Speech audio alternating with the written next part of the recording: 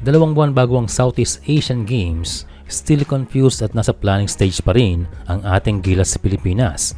At dahil na rin sa hindi malinaw na rules ng host nation na Thailand. Pero sa ngayon, kung aayon man sa lineup ni Coach Norman Black, ang SEA Games ay makakabuo tayo ng malakas na lineup. Naunang nilabas ang initial na committed players noon. Ito ay sina Ray Parks, Matthew Wright, Remy Martin, Angelo Kwame, Justin Brownlee, Dave Ildefonso, Jason Brickman at VJ Pre. Pero pre-alanganin pa rin yan dahil sa hindi pa makumpirmang rules ng SEA Games Thailand. Pero pinanghahawakan ngayon ng SBP na passport only pa rin ang gagamitin na rule. Maring FIBA rules ang regulation pero ang eligibility ay SEA Games Committee ng Thailand ang masusunod. And so itong si Coach Norman Black, ayan din ang pinanghahawakan. Kaya sa interview ni Komnoli Iyala, siya ay nagdagdag ng 3 players. Una ay si Mike Phillips. Ang maganda rito kay Motor Mike ay may experience na sa Southeast Asian Games na kung saan ay nakakuha ng ginto noong nakaraan. Binanggit din ni Coach si Thirdy Ravena.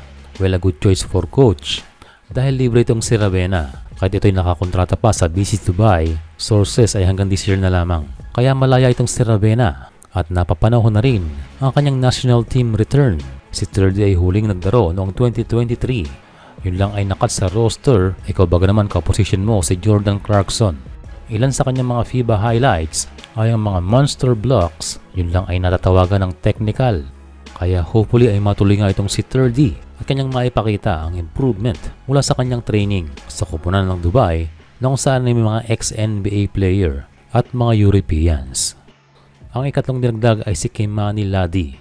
Well, another good choice. Sa kabila ng hindi makapagdaro sa FIBA, itong Southeast Asian Games sa pagkakataon ni Kimani na mairepresent ang Pilipinas.